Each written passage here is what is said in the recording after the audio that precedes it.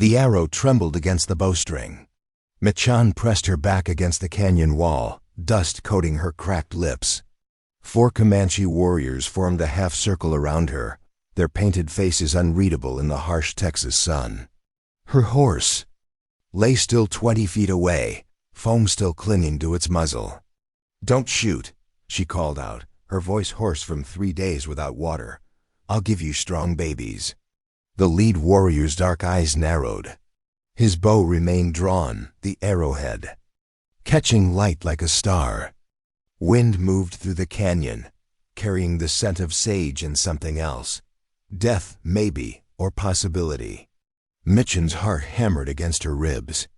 The words had tumbled out without thought, born from desperation and the memory of plantation. Women who had survived by offering what they had. She watched the warrior's face for any sign of understanding. His grip on the bow hadn't loosened. Behind him, a younger warrior spat into the dust. His resemblance to the leader was unmistakable. Same sharp cheekbones, same powerful build, brothers perhaps. The younger one said something in their language, his tone mocking. The leader's jaw tightened. "You are far from any people," the leader said in accented English. His voice carried the weight of mountains. "Why should we not kill you here?" Michan's mind raced. These weren't mindless raiders. The leader wore a brass medallion over his chest, and his weapons were well maintained. A war party, but organized. Disciplined. She had one chance to prove her worth. Her trembling fingers found the leather pouch at her waist.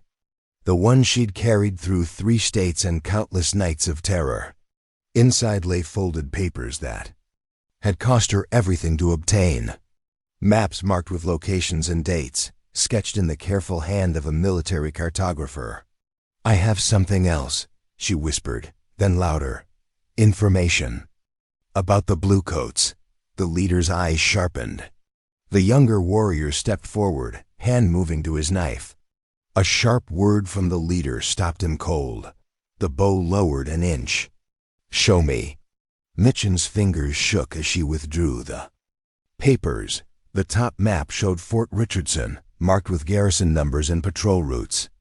Information that had cost her master 3 bottles of whiskey and a poker game with the post commander. Information she'd memorized before stealing the originals. The leader studied the papers without touching them.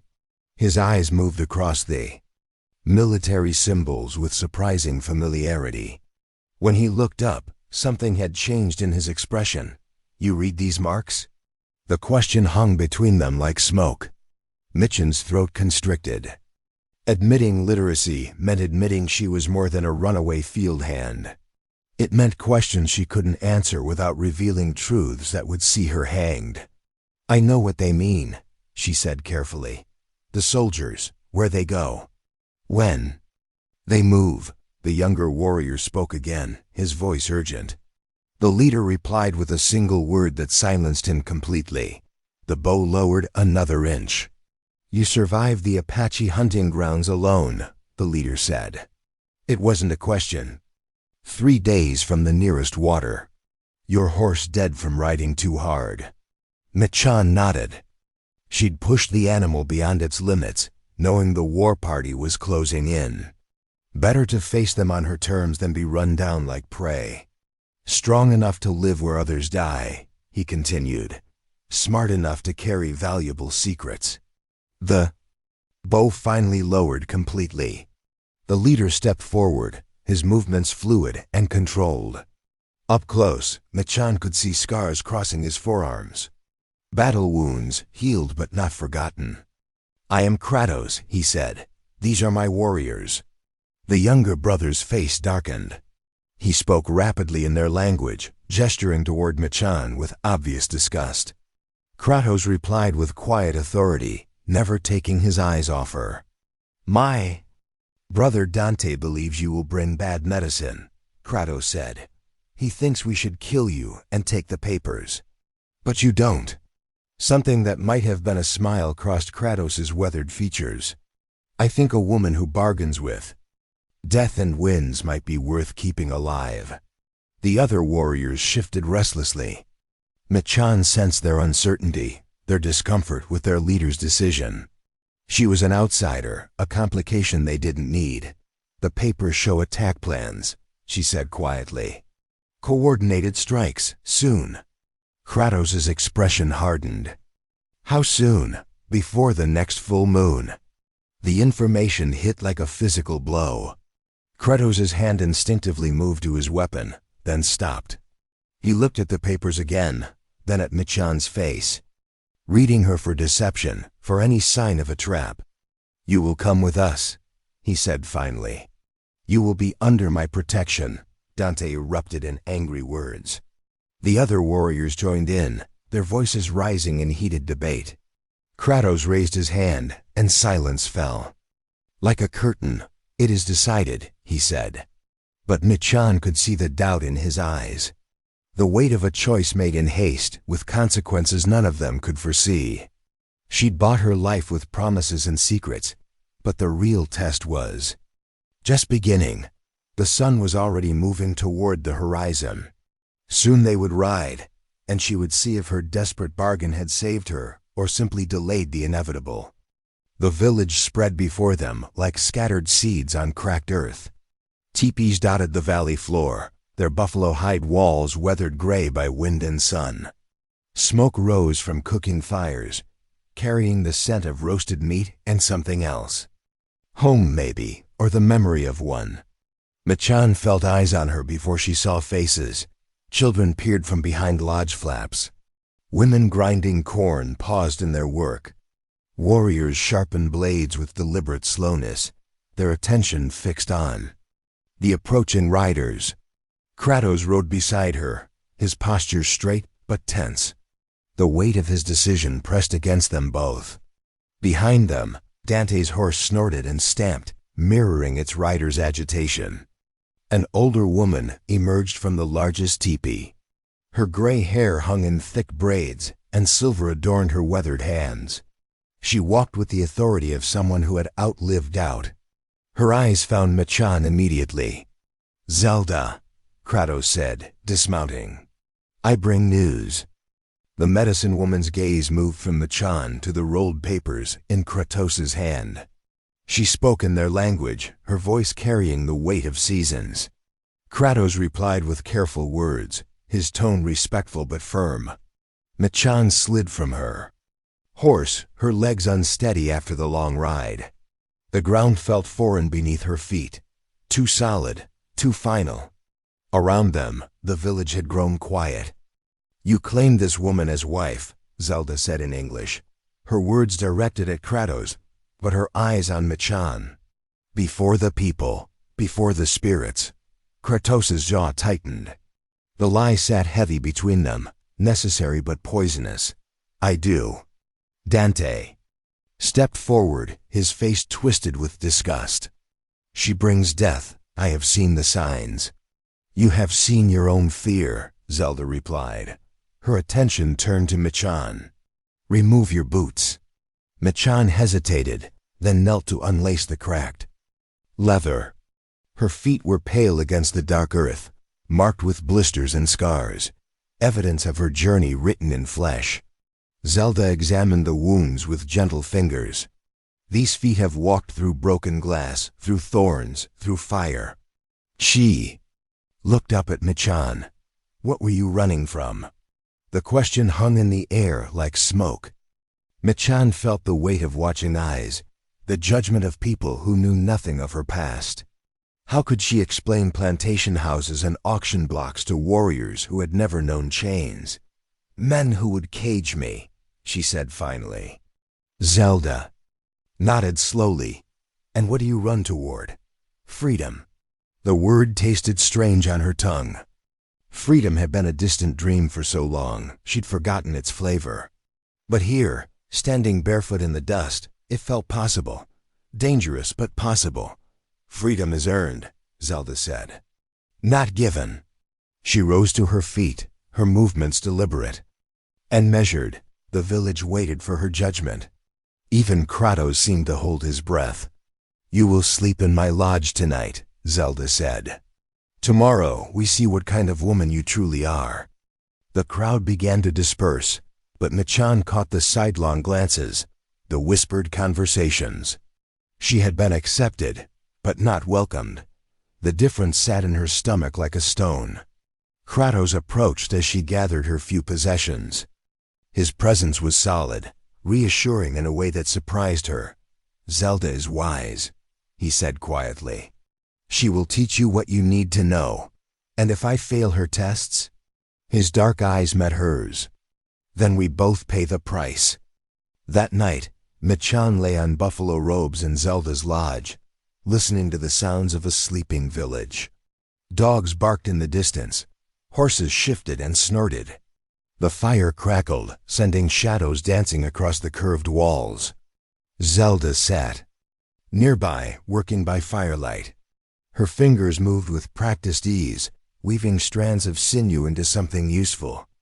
Something that would endure. "You read the white man's marks," Zelda said without looking up. It wasn't a question. Machan's breath caught. "How did you know?" "Your eyes. They moved across those papers with hunger. Knowledge is food to you." The observation cut deeper than any blade. Machan had spent years hiding her abilities, knowing they marked her as dangerous. Here, in this place of spirits and ancient wisdom, her secret felt exposed. "Is that why you accepted me?" Zelda's hands stilled. "I accepted you because you survived. Reading marks is just another kind of survival." Outside, wind moved through the camp. It carried the scent of distant rain and something else. Change, perhaps, or the promise of it. "The papers speak of attack." Zelda continued. "Soldiers coming like locusts." Machan nodded. "Before the full moon. 3 columns, moving from different directions. And you would help us fight them?" The question struck at the heart of everything. Machan thought of the plantation house, of men in blue uniforms who had spoken of freedom while keeping others in chains. She thought of Kratos' steady gaze, of a bargain made in desperation, but honored with dignity. "Yes," she said. "I would." Zelda smiled, the expression transforming her weathered face. "Then we will teach you to be Comanche. And you will teach us to think like soldiers." Morning came with the sound of horses and the smell of cooking meat. Machan woke to find new clothes laid beside her sleeping robes. Deerskin dress, soft with age and use. Moccasins that would move silent across stone and grass. She dressed, slowly, feeling the weight of transformation. The woman who had fled through Apache territory in torn cotton was disappearing, replaced by someone harder. Someone who belonged to the wind and the endless sky. Outside, the village was already alive with purpose. Women tended fires and mended tools. Children played games that taught the skills of hunting and war. Warriors checked weapons and spoke in low voices about the coming storm. Kratos found her near the horse herds, where she stood watching the animals graze. His presence was becoming familiar, a constant in a world turned upside down. "The council meets at sunset," he said. "They will want to hear about the soldiers." Machan nodded. She had spent the night thinking about how to share her knowledge without revealing too much. The maps were only part of what she knew. The real intelligence was in her memory, in years of listening to conversations not meant for her ears. "The horses should be moved before the full moon," she said quietly. "They will come for them first." Kratos studied her face. "You see something in those papers that we missed?" She shook her head. "I see patterns, the way soldiers think. They always secure their supply lines first." It was a careful truth, one that revealed her strategic mind without exposing the full extent of her literacy. But Kratos was no fool. His eyes narrowed with understanding. "You know more than you're telling." "I know enough to keep us alive." The words hung between them like a bridge. Fragile, but strong enough to bear the weight of trust. Kratos nodded, slowly accepting the bargain she offered. Around them, the village continued its ancient rhythms. But change was coming with the wind, and everyone could feel it in their bones. The dust cloud appeared on the horizon like a smudge of charcoal against bleached sky. Michan saw it first, her eyes trained by years of watching for danger. The morning light caught the glint of metal, uniforms, weapons, men who rode with. The confidence of those who believed themselves righteous. "Soldiers," she whispered to Kratos, who stood beside her on the ridge overlooking the camp. He raised his hand, and the signal passed through the village like ripples on water. Women gathered children, warriors reached for weapons. The peaceful morning dissolved into controlled urgency. "Buffalo soldiers," Kratos observed, studying the approaching column through narrowed eyes. "They come under a white flag." "Michans." Heart hammered against her ribs. The dark faces beneath blue caps were familiar in a way that made her stomach twist. Men who had escaped bondage only to wear different chains.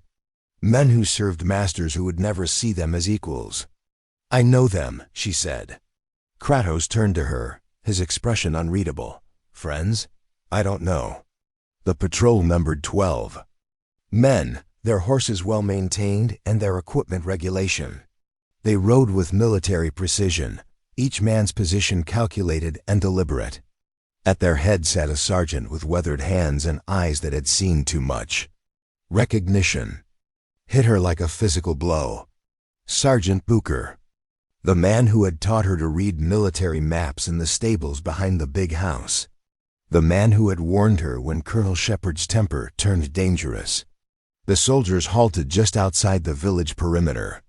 Booker dismounted slowly, his movements careful and non-threatening. He carried the white flag himself, its fabric bright against the dust-colored landscape. "I come to speak with your war chief," he called out in clear English. "I bring words from the army." Kratos stepped forward, his posture erect but relaxed. Behind him, Dante and the other warriors formed a loose semicircle, their weapons visible but not drawn. "I am Kratos, I speak for my people." Booker's eyes swept the gathering, taking in faces and positions with professional assessment. When his gaze found Michan, his expression shifted. Surprise, then something deeper. Relief, perhaps. "I seek a woman," he said. "One who was stolen from her rightful place." The words hung in the air like smoke. Michan felt the weight of watching eyes, the sudden tension that gripped the village. Stolen. The word carried implications that made her skin crawl. "No one here was stolen," Kratos replied. His voice remained steady, but his hand had moved closer to his knife. Booker's attention fixed on Michan. "Child, you know me. You know I speak truth." She stepped forward, her bare feet silent on the packed earth. The deerskin dress felt foreign against her skin, a costume that couldn't hide who she truly was.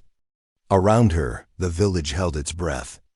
"I know you, Sergeant," she said quietly, "but I was not stolen. Colonel Shepard sent me to bring you home." The name hit the gathering like a thunderclap. Michan saw Kratos' jaw tighten, saw Dante's hand move to his weapon. Home, another word that carried poison. "This is my home now," she replied. Booker shook his head, his expression pained. "You don't understand. He's not hunting you for theft. He's hunting you because you're his blood." The world tilted. Michan's knees threatened to buckle. The stolen maps, the careful education, the protection that had kept her from the worst of plantation life. Pieces of a puzzle she'd never wanted to solve clicked into place. "You're lying," she whispered. "Your mother was beautiful," Booker said gently. "She had your eyes, your stubborn streak. She made him promise to keep you safe." The village erupted. In whispered conversations, Michan felt their stares like physical weight. The daughter of a white colonel, standing among people who had suffered under men just like him. The irony was bitter enough to choke on. "The maps," she said, her voice barely audible. "They weren't stolen." "Your inheritance," Booker confirmed. "Hidden with your mother's Bible and her wedding ring. The ring he gave her in secret, before the world told them it was wrong." Kratos moved to her side, his presence solid and grounding. "What does he want?" "To protect her," Booker said. "The war's coming to this territory. Every tribe between here and Mexico will be driven out or destroyed. He can't stop it, but he can save her." The silence stretched like a bowstring. Michan felt the weight of choice pressing down on her shoulders. Freedom meant different things to different people. To some, it meant safety. To others, it meant the right to choose your own death. "I won't go," she said finally. Booker's face crumpled. "Child, you don't know what you're choosing. They're bringing 3 columns. Cavalry and artillery. These people will be wiped out. Then I'll be wiped out with them." The words surprised her with their certainty. Somewhere in the past days, the desperate bargain had become something else. A belonging that ran deeper than blood or shared history.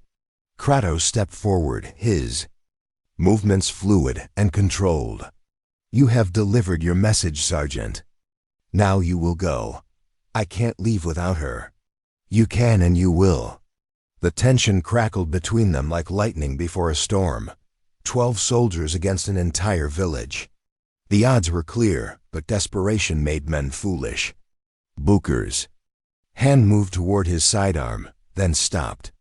His eyes found Michan's face, searching for any sign of doubt.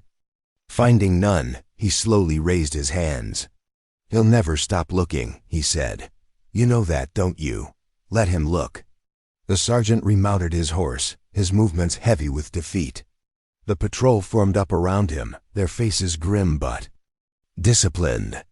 They would return to their colonel with news he didn't want to hear. "There's something else," Booker called out as they prepared to leave. "The maps you carry. They're not the only copies." He kept the originals. The words hit like a physical blow. Michan's carefully guarded secrets, her strategic value to the tribe, suddenly seemed fragile. If Shepard had detailed knowledge of the attack plans, he could change them, adapt them, make her intelligence worthless. "Why are you telling me this?" "Because your mother made me promise to keep you safe. And sometimes safety means having all the truth." The patrol disappeared into the dust, leaving the village in stunned silence. Michan stood motionless, feeling the weight of revelation settling over her like a shroud. The colonel's daughter. The enemy's blood running through her veins. Zelda approached, her weathered hands gentle on Michan's shoulders. "Blood is not destiny," she said quietly. "You choose who you become." Around them, the village began to stir. There was work to be done, plans to be made. The attack was coming whether they were ready or not. But something had shifted in the morning air. A desperation that bordered on determination. Kratos moved to her side, his presence steady and reassuring. "The maps," he said quietly. "We need to see them all." Michan nodded, her throat tight with unshed tears. The time for secrets was over. If they were going to survive what was coming, they would need every advantage. Every truth, no matter how painful. "There's more," she said. "Things I haven't told you, things I was afraid to say, then say them now." She pulled the leather pouch from her belt, her fingers trembling as she unfolded the precious papers. But for the first time since her desperate bargain in the canyon, she wasn't afraid to reveal who she truly was. The wind picked up, carrying the scent of distant rain and the promise of storm. Change was coming whether they wanted it or not. The only question was whether they would face it together or be destroyed by the truth. The War Council gathered. As shadows lengthened across the valley floor, Michan knelt beside the fire, her fingers tracing the military maps spread on buffalo hide. The papers caught firelight, revealing secrets written in careful script and measured distances. 3 columns, she said, her voice steady despite the weight of watching eyes. From Fort Richardson, Fort Griffin, and Fort Conco, they converge here at the winter camp. Kratos studied the markings, his weathered face grim. Beside him, War Chief Ezio leaned forward, his silver hair catching the flames. The old warrior had seen enough battles to recognize a trap being set. "How many soldiers?" Ezio asked. 200 cavalry. Artillery support. Supply trains." The numbers fell like stones into still water. Ripples of murmur passed through the gathered warriors. Too many, too well armed. The kind of force that left only dust and memory behind. Dante shifted restlessly, his hand never far from his knife. "We should scatter. Take the herds and disappear into the mountains." "And abandon our sacred grounds?" Ezio's voice carried the weight of generations. "This is where our fathers are buried. Where our children learn to walk." "Dead ground feeds no one," Dante replied. The argument was old, worn smooth by repetition. Fight or flight, honor or survival. The eternal choice that had defined their people for countless seasons. Michan pulled another map from her pouch. This one showed the canyon system north of their position, marked with water sources and hidden trails. She had memorized every line during her flight from the plantation, understanding that knowledge was survival. "There's another way," she sighed quietly. The council turned to her, their faces carved from shadow and flame.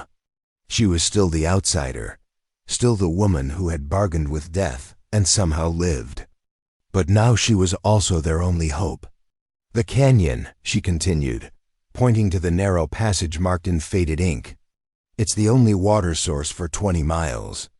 They'll have to come through it." Kratos nodded slowly. "Ambush. More than that. A trap. Make them think you're retreating. Draw them deep into the canyon.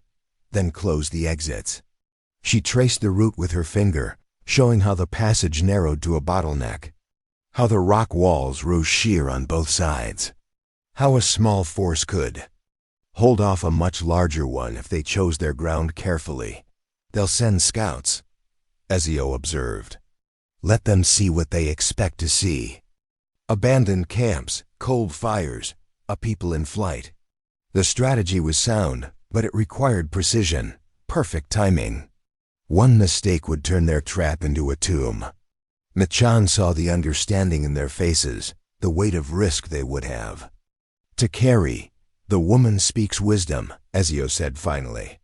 "But wisdom from the enemy's daughter." The words hit like a physical blow. Michan felt the council's attention shift, saw suspicion bloom in eyes that had begun to trust. The revelation of her parentage had spread through the camp like wildfire, poisoning everything it touched. "Blood doesn't choose loyalty," she said. "Actions do." "Pretty words," Dante interjected, "but blood calls to blood. When the moment comes, will you stand with us or with your father?" The question hung in the air like smoke.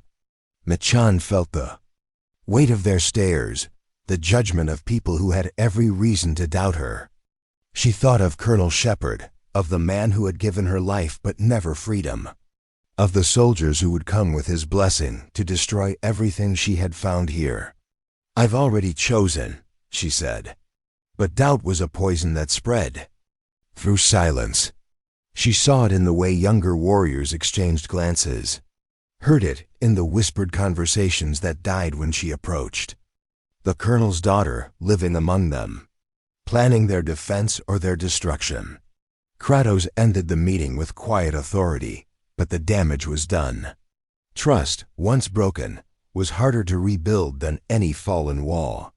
Michan gathered her maps, feeling the weight of isolation settling over her shoulders. "They're afraid," Zelda said later, finding her by the horse herds.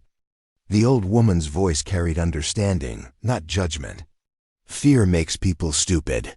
Maybe they're right to be afraid." "Of you, or of what's coming?" Michan watched the horses graze in the fading light. These animals had been her introduction to the tribe, her first glimpse of their wealth and power. Now they grazed peacefully, unaware that everything was about to change. "I don't know anymore," she admitted. Zelda's weathered hands found her shoulders. "You saved yourself with words. In that canyon, now you must save all of us the same way." The next morning brought new challenges. Warriors who had listened to her counsel now avoided her gaze. Women who had begun teaching her their skills turned away when she approached. The revelation of her parentage had made her a stranger in her own adopted home, but work continued. It had to. The attack was coming whether they were ready or not. Michan threw herself into preparation, checking weapon stores and identifying strategic positions. Her military knowledge, suspect though it might be, was still their best hope. She found Kratos sharpening his lance beside the river, his movements methodical and precise. The weapon gleamed in the morning sun, its point honed to deadly sharpness. He looked up as she approached, his expression unreadable. "The canyon plan is sound," he said without preamble. "But it requires someone they trust to negotiate. Someone they won't immediately shoot." Yes, the implication hung between them like a bridge. Michan would have to face her father, would have to pretend surrender while leading his forces into the trap. The colonel's daughter returning home after her adventure among the savages. "I can do it," she said. "Can you?" The question cut deeper than any blade. Could she look into the face of the man who had given her life and lead him to his death? Could she betray the blood that flowed through her veins for people who still saw her as an outsider? "I don't know," she admitted. "But I have to try." Kratos set down his lance, his movements careful and deliberate. "There's something else. Dante has been talking to the young warriors. They think you're a spy." The words hit like a physical blow. Michan had felt the suspicion, but hadn't realized how far it had spread. The colonel's daughter, planted among them to learn their weaknesses. It was a logical conclusion, one that made her skin crawl with its implications. "What do you think?" "I think you're the bravest woman I've ever known. And the most dangerous." The admission hung between them like a confession. Michan felt something shift in the air, a tension that had nothing to do with the approaching battle. They were bound together by desperate circumstances, but somewhere along the way, the bonds had become something else. "When this is over," she said quietly, "will there be a place for me here?" Kratos's dark eyes met hers. "That depends on how it ends." The truth was simple and terrible. If the plan failed, there would be no place for anyone. The tribe would be scattered or destroyed, their homeland claimed by settlers and soldiers. But if it succeeded, if they somehow managed to defeat the approaching army, would they still want the colonel's daughter among them? "I need to teach someone else too."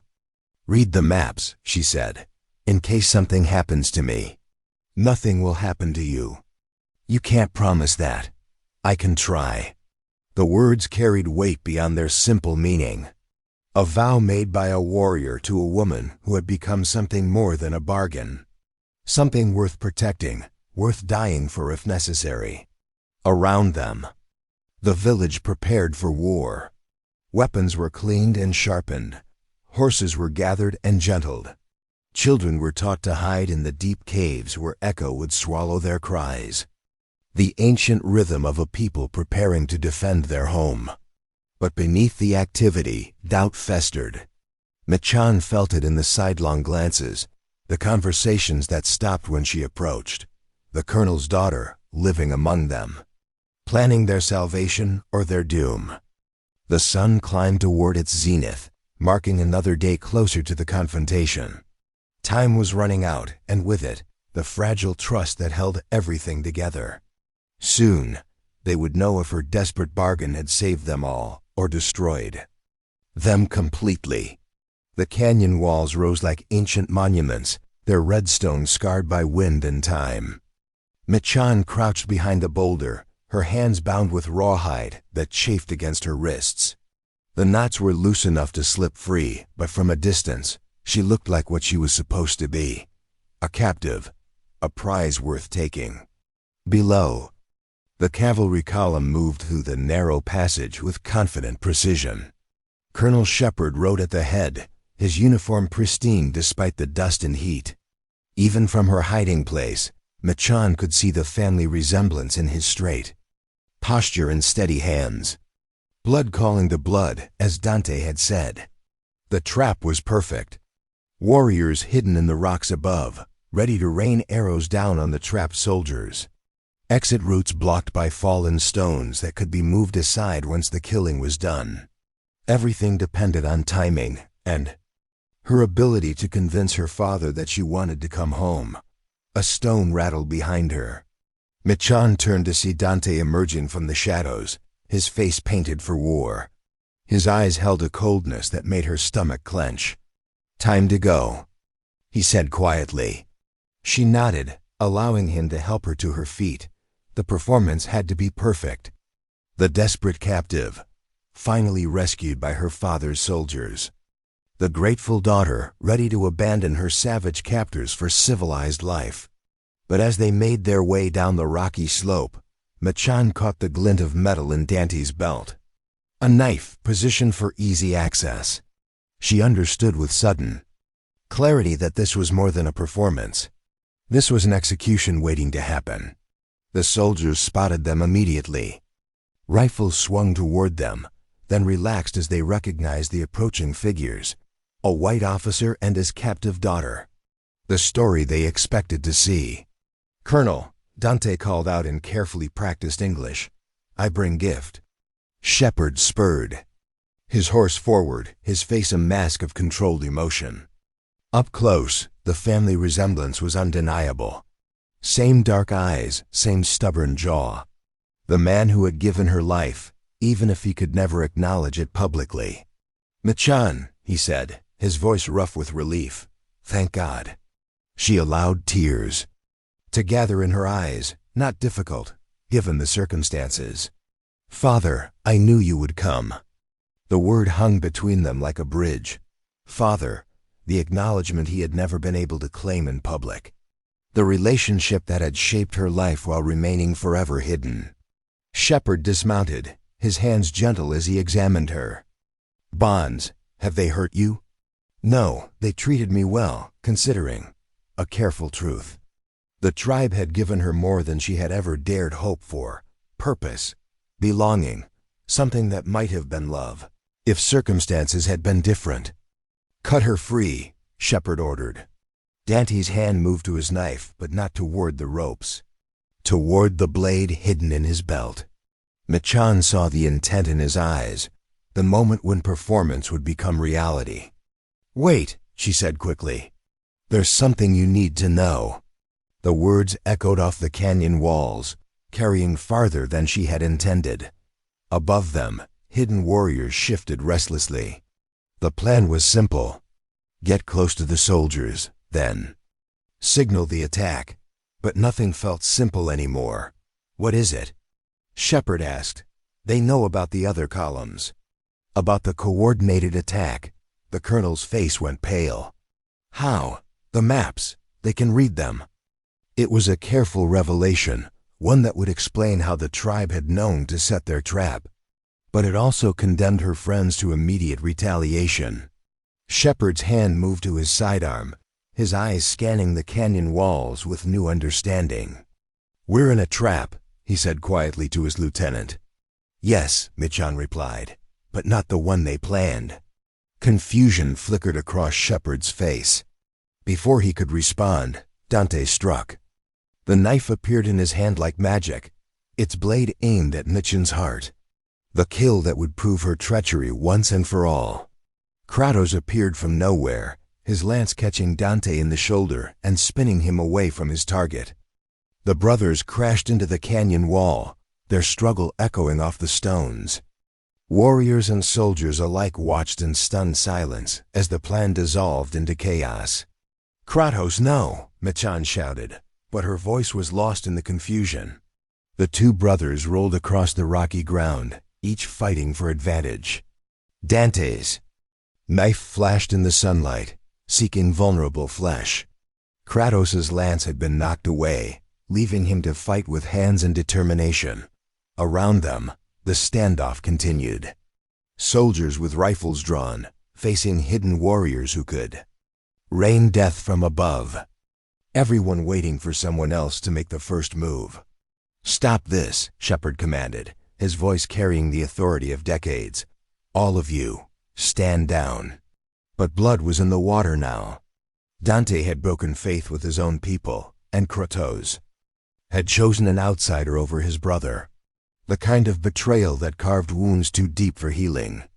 Michan pulled free of her loosened bonds, her hands shaking as she moved between the combatants. Enough, both of you enough.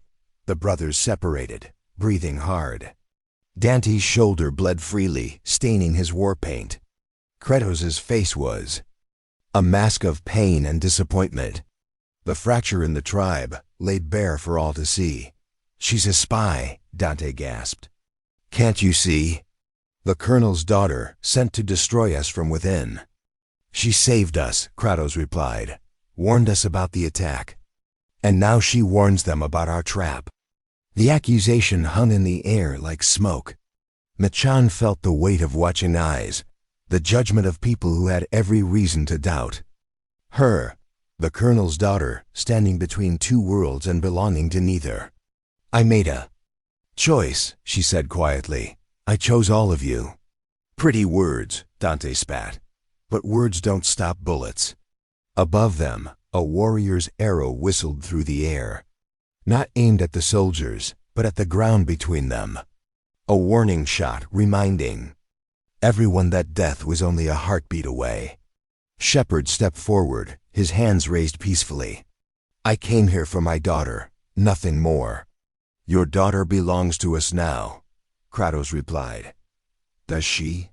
Or does she belong to herself?" The question cut to the heart of everything. Michan looked around the canyon, at the soldiers who represented her past, and the warriors who had become her future. At Kratos, whose steady presence had become her anchor. At Dante, whose hatred was rooted in fear for his people. "I belong to the choice I make," she said finally. "And I choose to find another way." The silence stretched like a bowstring. Above them, warriors waited for the signal to attack. Below, soldiers prepared for the fight of their lives. But in the space between, possibility hung like morning mist. Michan walked to the center of the canyon, equidistant from both sides. Her voice carried clearly in the thin air. "There's silver in the northern mountains," she said. "Enough to make the territory valuable without destroying the people who live here." Shepard's eyes sharpened. "What are you proposing? A trade? Information for protection? Legal recognition of tribal lands in exchange for mining rights?" It was a desperate gamble, but one that offered something both sides needed. The army wanted to pacify the territory without costly warfare. The tribe wanted to survive in a world that was changing whether they liked it or not. "And if we refuse?" Dante asked. "Then we all die here," Michan replied. "And no one wins." The truth was simple and terrible. The old ways were ending, but new ones could take their place. If they had the courage to choose them. Above them, the sun climbed toward its zenith, marking another moment closer to decision. The canyon held its breath, waiting to see if wisdom would prevail, or if blood would flow like water through the ancient stones. The silver gleamed in Michan's palm, catching sunlight that filtered through the canyon's narrow opening. She had carried the nugget for 3 days, wrapped in cloth torn from her old dress. Her mother's stories had led her to the hidden vein.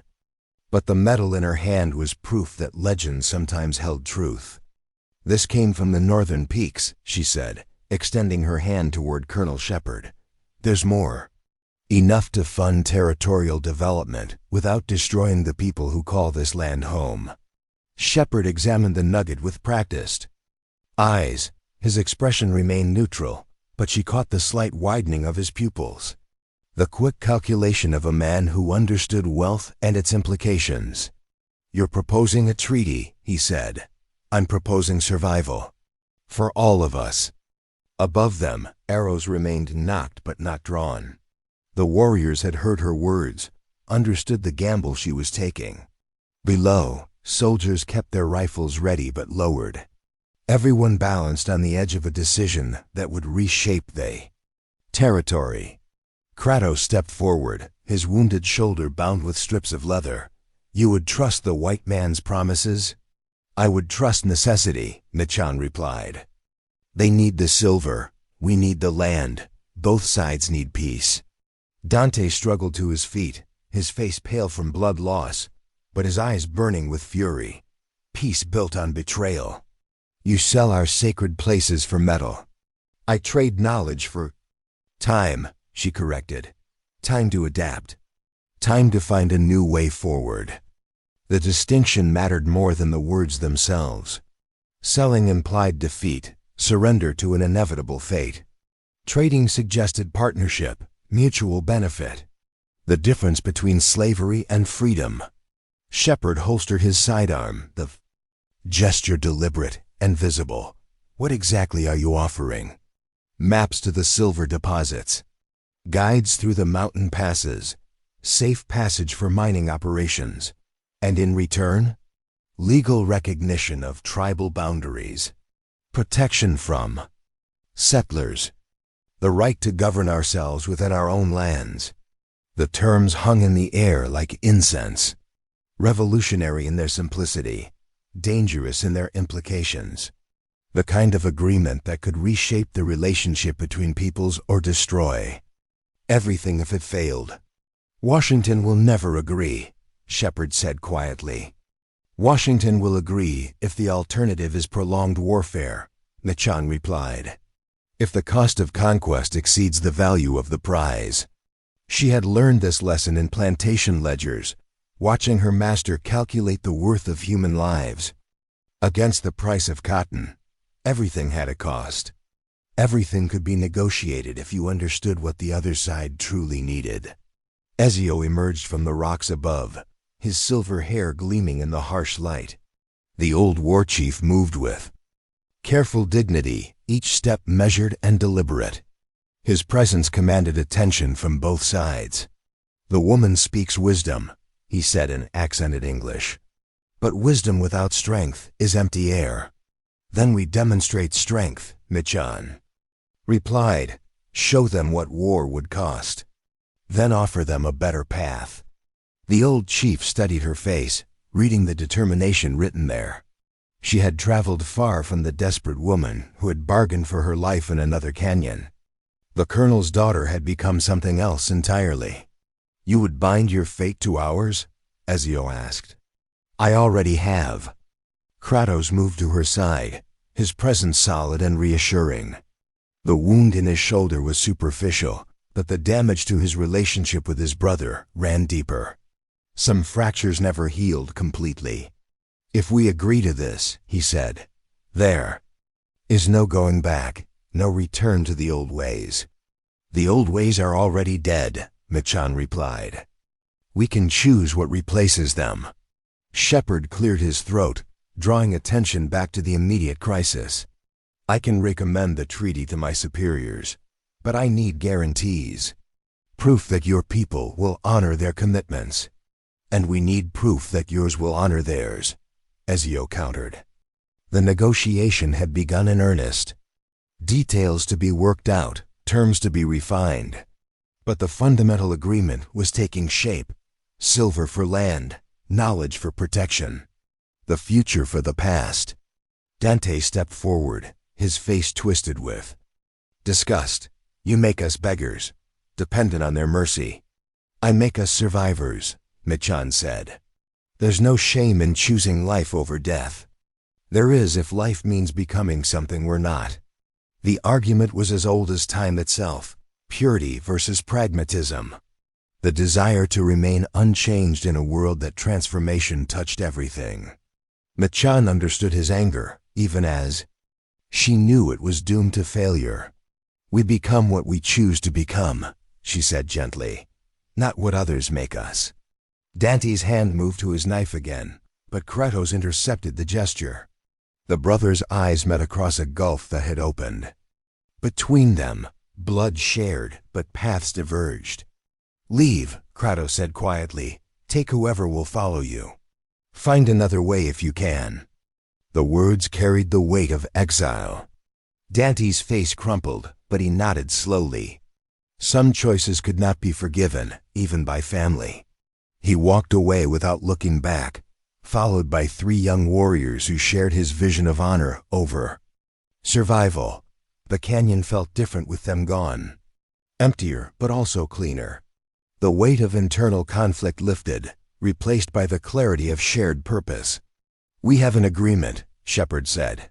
It wasn't a question. "We have a beginning," Machan corrected. The formal ceremony took place 3 days later in the valley where the tribe had made their camp. Papers signed with careful signatures. Hands shaken in the presence of witnesses. The birth of something unprecedented in the territory's history. Machan stood beside Kratos as the documents were sealed, her hand resting on the small swell of her belly. The child growing inside her would be born into a world none of them could have imagined. A world where different peoples might find common ground. "No regrets?" Kratos asked quietly. "None that matter." 6 months later, the first silver shipment rolled out of the mountains under joint guard. Comanche riders and cavalry soldiers, working together to protect mutual interests. The arrangement was imperfect, sometimes tense, but it held. Machan taught reading to tribal children in the morning, using military manuals and government documents. In the afternoon, she helped plan mining operations that would fund schools and hospitals. The skills that had once marked her as dangerous now served to build bridges between worlds. Her daughter was born during the season of new grass when the earth was soft and the sky promised rain. Machan held the tiny form against her chest, marveling at the perfect fingers and steady heartbeat. Life continuing despite everything. Kratos sat beside them, his weathered hands gentle on the baby's dark hair. "She will grow up free," he said. "She will grow up strong," Machan replied. "Strong enough to choose her own path." Outside, the camp continued its daily rhythm. Children played games that blended warrior training with settler skills. Women prepared meals using traditional recipes and traded ingredients. Men worked together on projects that served both communities. The desperate bargain made in a canyon had become something none of them had expected. Not just survival, but transformation. The creation of something new from the fragments of what had been. Machan looked out at the valley, at the place where she had found her home. The wind carried the scent of sage and possibility.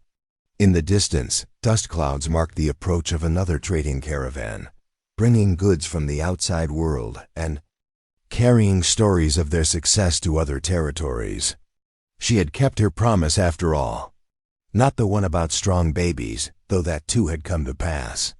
But the deeper promise, the one she had made to herself in the moment of desperate choice. The promise to find a way forward, no matter how impossible it seemed. The future stretched before them, uncertain but full of potential. And for the first time in her life, Machan was not afraid of what it might bring. And that is all to the story for now. Please let me know where you are tuning in from. Perhaps we will create a story there. Consider liking this video and subscribing to our channel. And if you enjoy our content, click this video on your screen. I promise you, it's worth watching. See you tomorrow.